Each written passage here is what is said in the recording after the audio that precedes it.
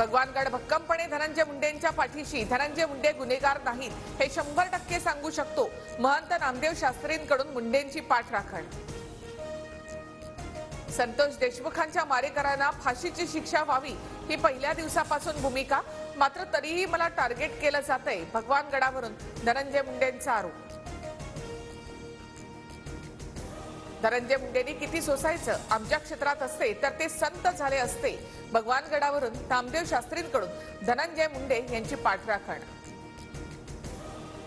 नामदेव शास्त्री हे संत कमी आणि धनंजय मुंडेंचे राजकीय सल्लागार जास्त आहेत. नामदेव शास्त्रींची भूमिका दुर्दैवी. दीपक केदार यांची टीका.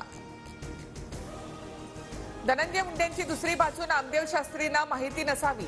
धनंजय मुंडेंच्या विरोधातील पुराव्यांची कागदपत्र मी महंत शास्त्रींपर्यंत पोहोचवणार. अंजली दमानी यांची प्रतिक्रिया.